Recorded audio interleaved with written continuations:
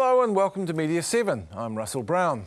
Whether as a dangerous radical or in more recent years a pillar of public governance, Ken Douglas has been in the headlines for more than half a century. And now his first biography, A Man for All Seasons, has just been published. Jose Barbosa looks at the life and times of New Zealand's best known trade unionist. Fight to defend our unions, fight and demand our right to be employed. It's unlikely that there's been anyone in New Zealand labour relations who's been more controversial than Ken Douglas. At the age of 23, he became the president of the Drivers' Union. At that time, he was the youngest union leader in the country. He was well known as a cunning negotiator. Somebody in the company had fired one of the workers in the yard, and it became a dispute and a stoppage. I walked into that meeting saying to a few of our people, "It's like hell we take this man back on the staff." And an hour later, of course, walked out after dealing with Kenny. We had him back on the staff, of course. Working alongside communists in the unions greatly affected his thinking, and in 1960 he joined the Socialist Unity Party. Communism was to become unpopular as the Cold War intensified in the 70s. We've had enough. This is the first time that New Zealanders like ourselves have got together and done something about these commies.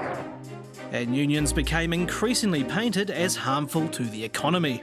Whose publicly avowed aim is to destroy the economy of New Zealand as we know it, so that a socialist economy of the type that they espouse will rise in its place.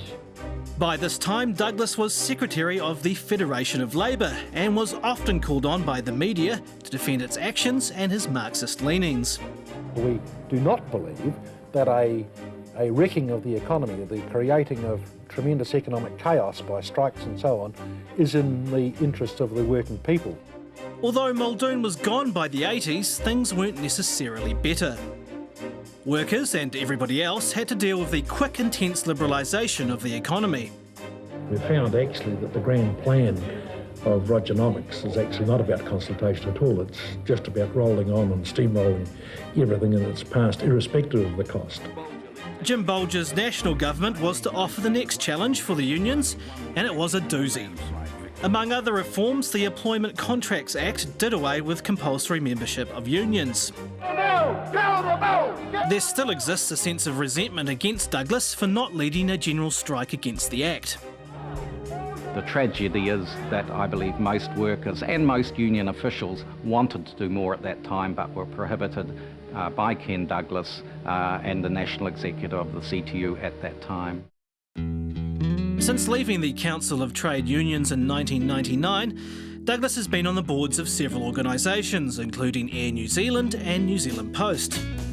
This is seen as another betrayal by some trade unionists, a real crossing of the lines. But for all that's on record, Ken Douglas still remains something of an enigma. However, it's a fact that without him, the modern trade union movement would look very different. Well, Ken Douglas, welcome. Thank you. Now, were you wary of having your personal story told?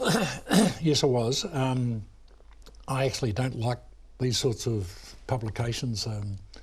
They are inevitably all the ones I've read, and I'm a bit of a political junkie. They make you bigger than Ben-Hur, or there's some sensational outing about something that's happened. So my condition, finally, in agreeing, was that I'd answer every and any question honestly and without fear or favour. All I asked was respect for the people concerned, and that the author should make his own assessment about the times that I was in a leadership position, not about me as a person, but what were the social, economic and political influences and needs at the time. But surely that's always been the case with you over the decades. A lot of the reporting about you has been about the Ken Douglas persona rather than the politics you feel you're about, surely.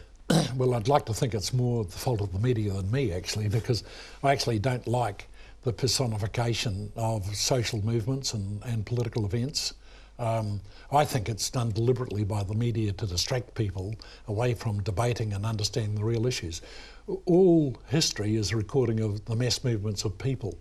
The fact that individual leaders were thrown up is just simply a product of that process. Spartacus wouldn't have been Spartacus if there hadn't have been a slave revolt.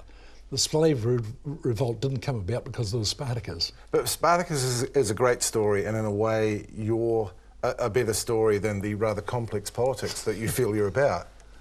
Would you agree with that? No, I don't think so. I think my politics have always... my problem, I suppose, to be honest, is that I'm not intellectual, I'm not an academic. I came to my politics through my emotions, and it was all driven really by the No Marriage, No Tour in 1960. It was an affront to me personally that my best friend, who's married my niece, I didn't even think he was really a Maori, wasn't allowed to take his rugby boots to South Africa, but his father had been expected to take his rifle to North Africa to defend democracy. What sort of shit society is that? Now, I have to say, this is your copy of the book. There are little yellow post-it notes all the way through it. There are notes here. What's that about?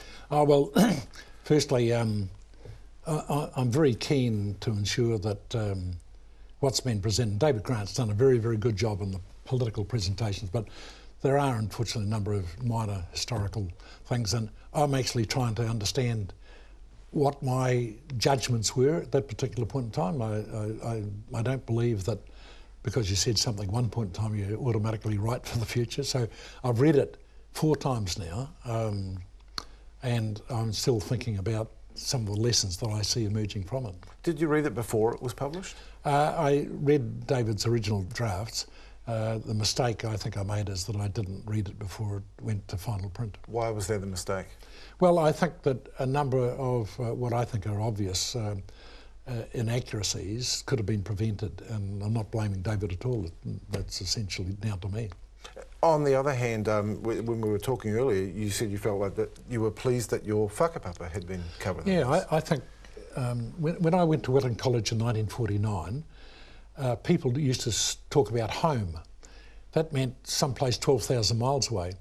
I've told my grandkids and my grandkids this story, and they say, "You silly Grandad, home's where you live." Well, this is just a maturing of our society since colonisation. We're only now just starting to identify New Zealand identity, and what that book has given the opportunity to my whānau is for them to understand their connections, which go a long way further back than what I personally knew. So I'm really appreciative of that. Which in a way humanises you, and there have been times in your history, I think, where you've been demonised, haven't you? No, I don't think so. Well, the media's got a job to do. It's like one of the things that really annoys me is about, I listen to national radio and Morning Report. Every morning they have an expert on the economy presented, and he's an economist from a bank. Jesus, what story is he going to tell other than what the fellow that pays his wages? He's not telling the economy as workers need to understand, or people need to understand it.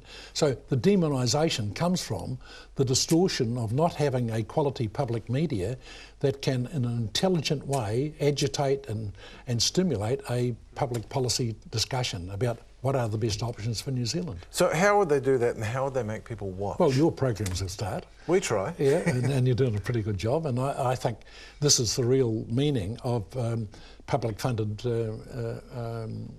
television and media control. Our papers are controlled by the people that want to rule the world, and they sure as hell aren't interested in Ken Douglas's mokopuna. So what's the answer to that? Well, the irony is, I think that capitalism is being reformed in front of us. So, as a communist, as a Marxist, I always thought that it was my job to nationalise the world banking system. But Comrade Obama and Comrade Gordon Brown have done it. They've bailed the banks out, but not for our interests, but just simply to restore the profitability and the obscene payrolls that they paid each other. When I look at what's China's reaction, for example, they didn't do any of those things. They just spent trillions of dollars to ordinary people for them to go into business, because they understood that real value comes from production, somebody creating a good or a service and selling it for a price. And that's how our banking system stopped doing that. And that's what I think the dilemma of the New Zealand government is.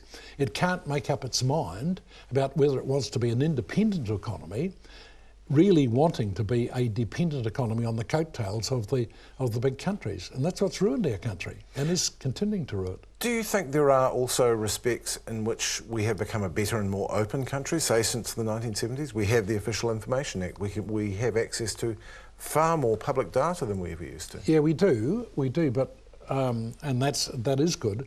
Like I've been recently active in the health industry, both as a deputy chair of a district health board and as in a private company. The irony for me is that when I go to the doctor, I want to believe the doctor's going to know he's the best advice to me. Now people go there and tell the doctor, but I saw on Google that why aren't I getting this treatment? So people's empowerment comes from the information they've got. People used to have to come to union meetings to be told things. That's why unions have lost a certain degree of relevance, because they're no longer the owners, no longer the source of information. That's fascinating. And that's why public access to media is so important. In this new age of openness, have you seen your SAS file? No, I haven't. Apparently, the previous director said I didn't have one. The present director said there is one, and he's given me an official response to say that they are not prepared to release it because it might endanger overseas sources of information, but I've appealed that to the Privacy Commissioner. Oh, good luck with that, and thank you very much, Ken Douglas. I should note that our clips up the top of the show came from the documentary Ken Douglas, Traitor or Visionary, which screens again on the Heartland channel on Sky at 9 AM on Saturday. Rupert Murdoch's channel, sorry Ken. After the break, another Ken Mair, on the remarkable documentary about memory, culture and the meaning of images.